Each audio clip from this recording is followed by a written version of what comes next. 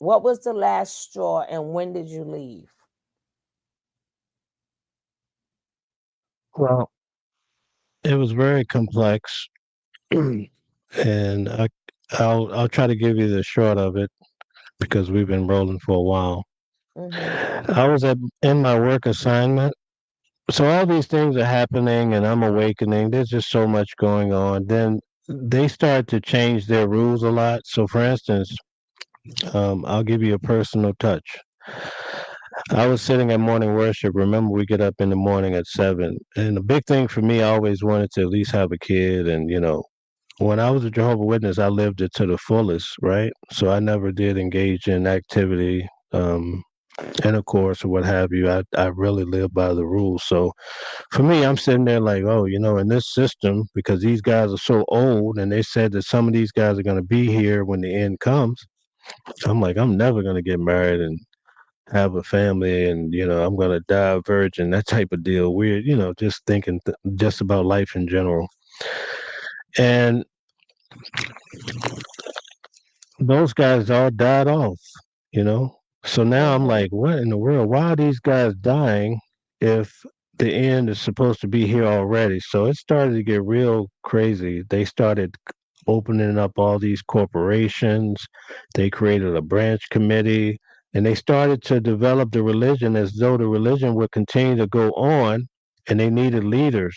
And so now we see, now look, we're now 15 years down the line and you see all the big changes and now they're putting in younger guys who can potentially live much longer because the end hasn't come, and now a lot of people are doubtful about the end of the world and all of that. So all of these things happened throughout my 10 year.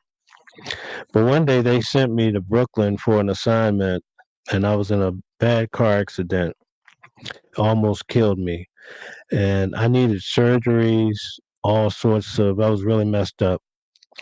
They wouldn't pay for it. And I'm like, wait a minute.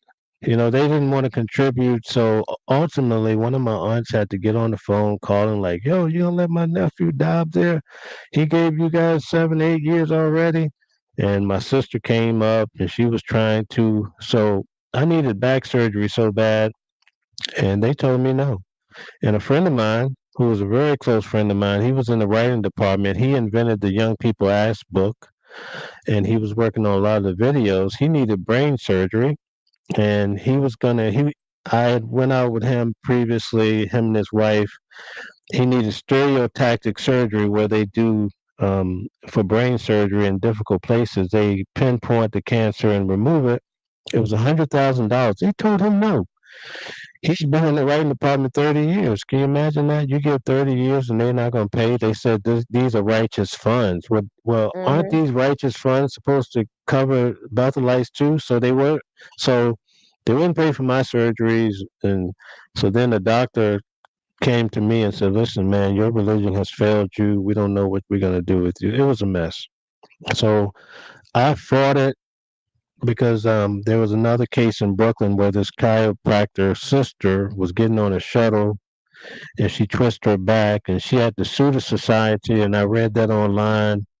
So then I'm fighting with the brothers and the governor. They sent the top dogs after me because I was sharp and I was getting all my secular facts together. Legally, I'm online, just really on top of my game, learning my rights. And then I realized, wait, we're in a religious order. You don't have workman's comp.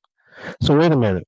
So then I tell the brothers in the big league guys, I'm like, listen, if you guys are not going to cover us with insurance, why on earth would you let us buy this cheap insurance for our cars driving to the meetings on Thursday nights and Sundays, knowing that we don't have any backing? And then if we do get hurt, you're not going to cover anything. And I said, if anything, you should tell these mothers that are sending their sons out here like mine and thinking they're doing a great deed.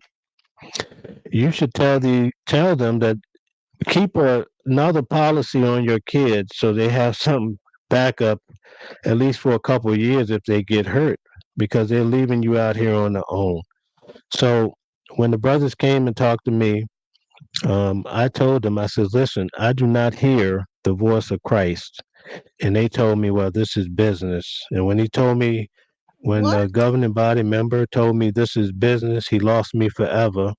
And I told him, I said, Oh. this is what we're going to do. And I'm telling you, just like I told him, I Mhm. says, we're going to hope for the best, but we're going to plan for the worst. And I said, the rest is up to you. And so then they had me there. I was in the infirmary at Bethel, but they had me in a different zone because trying to get surgeries and just I was really bad. I ended up having like neck surgery, back surgery, shoulder surgery. I was banged up pretty bad. Um, so when that happened and they told me straight out that this is business now, it's not a holy situation, and that these are dedicated funds, and we can't really. We don't have a system for helping the Bethelites that get hurt. So that's when it just really opened my eyes to the religion being a business. Man, they And then had they started, they were worth 950 million in 2001. I don't know what the number is today. So I'm trying to figure out what would it have hurt them to pay for someone's surgery that's dedicated at the top of the level of the organization. That is insane. That And wasn't part they of the business. why don't they have hospitals like the 7 Day Adventist? At least they got hospitals in 7 Day Adventist. You know what I'm saying? Where is this money going? You're right. Where's the money going to? Because it's not going to the people. Where is it going to? They don't have no That right. that insurance. claim it goes to it's for the printing of the booklets and the pamphlets and stuff that they send out. And probably the airplanes and stuff to take them in different places. Do they have Okay, their own so airport? They got their Let own me, private let jets. me, I need to speak to people who are going to be watching this video who are Jehovah's Witnesses. So there's a key part here. yes. Um, so ultimately, because of it was an outside accident, I was awarded some funds, right? And prior to that, they really strung me down to a contract that I basically had no choice but to sign. And I don't know if you're familiar with how cases work and so forth, but ultimately your attorney does all the negotiating, right? Mhm. So my attorney was negotiating with them. You know what they did to me? They said, "Forget your attorney. You better come to this judicial meeting, or we're gonna excommunicate you." And I didn't come to the meeting, and that's where our relationship came to an end. So that's why I was basically outed, because I said, "Listen, you have to go. It's hostile now anyway, but you really need to work this through with the attorney." So I have all the documentation that I haven't released yet, but I will. Because this is the first time I'm ever telling my story, and most people have been asking me my story. And thank you But so much. you'll see the letters where my attorneys they write me letters, they write my attorney letters. You'll see the dates, and then you'll see my attorney write back and give them an offer. Then you'll see them call a judicial committee saying, "Forget your attorney, come talk to us." And I didn't participate, and then you'll see history. And I gave 10 years. So my fight now is much bigger than Jehovah Witnesses. I don't really think a lot about Jehovah Witnesses. My issues is just with how man has been controlled through the Bible. It's much Mhm. bigger than that. But a lot of Mhm. people are brainwashed, and you got the Muslim fighting with the Christian. It's a mess. And Mhm.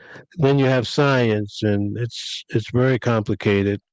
But these religions are businesses that are taking advantage, and you really need to figure that out before you waste a lot of time in your life like I did, and just to find out that they have a real truth, and it's not what you want, you And you know. know what? I think that the government knew what they were doing by separating churches and state, so that these organizations could be able to do modern day slavery and have people work for them and build up their wealth through these churches tax free, and not have any accountability for the people that are working for them or insurance. Because if the government was involved, they would have to have legislation to make sure that they have to be under like some kind of compensation Well, plan. technically, there it's the same. They together. It's just that they just made a different division, but it's all the same. Different side of the coin.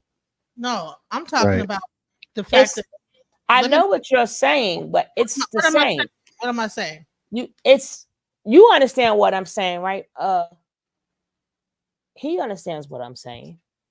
No, what I'm talking about is the fact that it's not being that because the government has separated it, so it's allowed it to go without any kind of regulations.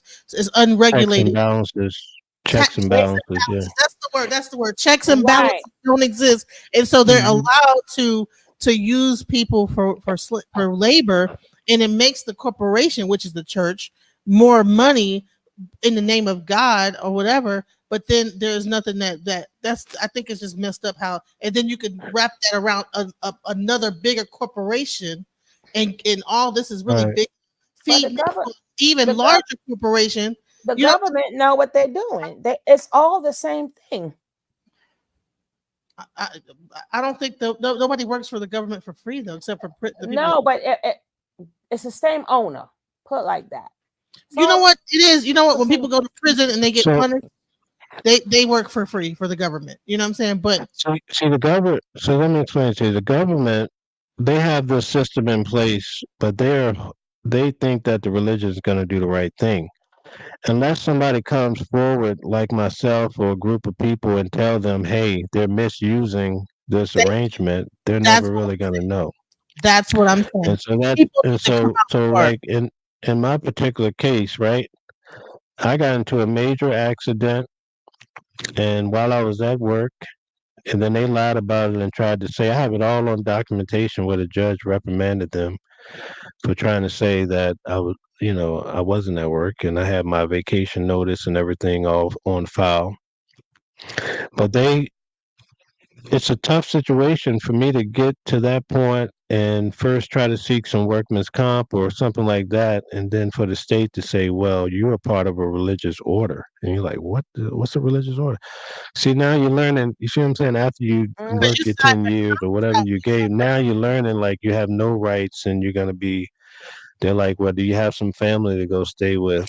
I'm like, "My mom and my grandma died. Like, what am I gonna do?" So I said, "We're gonna have to work this out."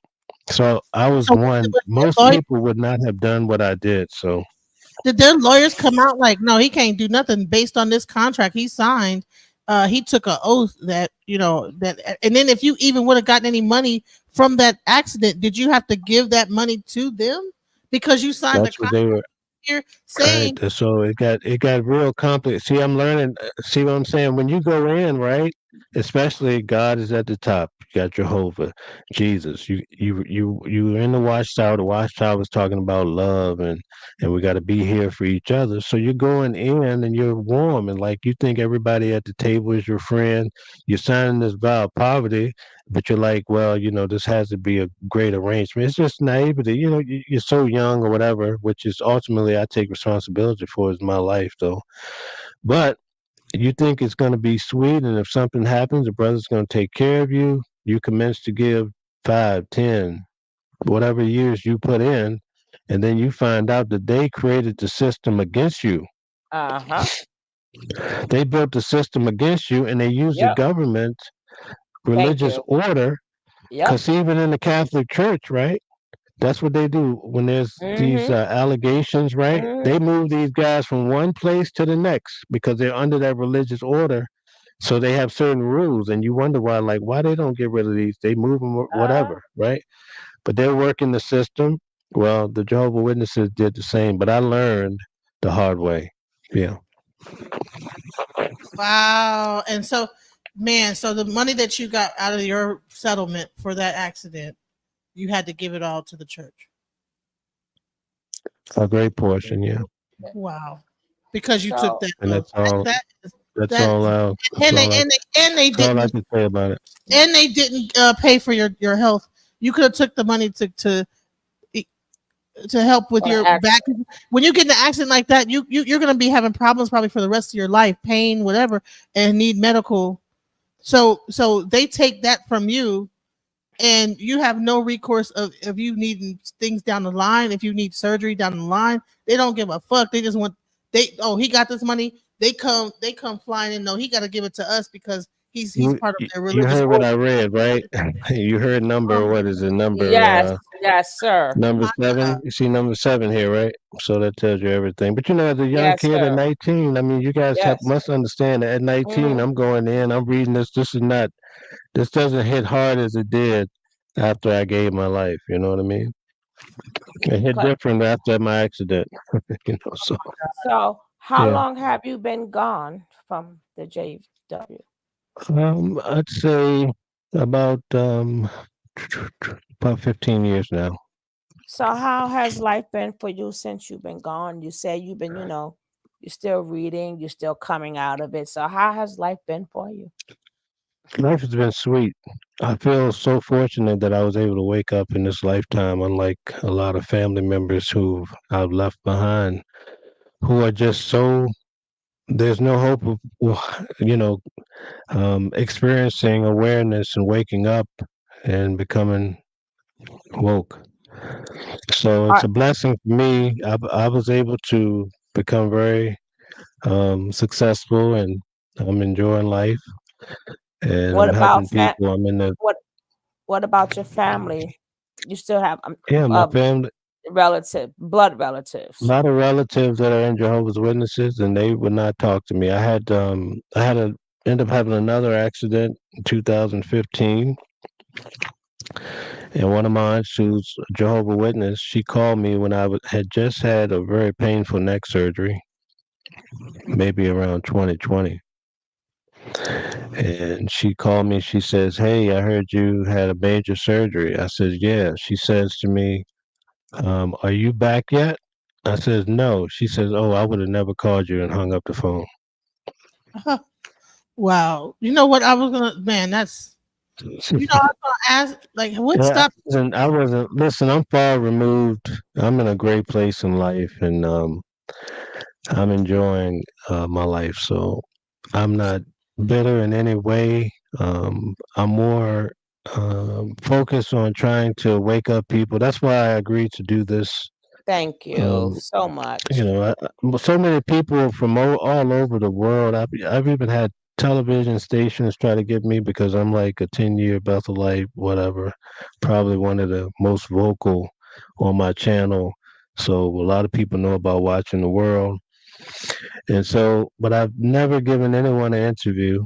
And if you go to my channel, you'll see the biggest question people have always asked: when are you going to tell your story? So this happened organically. It came to me. I didn't want to no money involved, whatever. I just wanted to tell it when my time was right. So I'm happy I told my story, and I And hope you we are guys so thankful. We are enjoyed it. so Hey, thank thankful.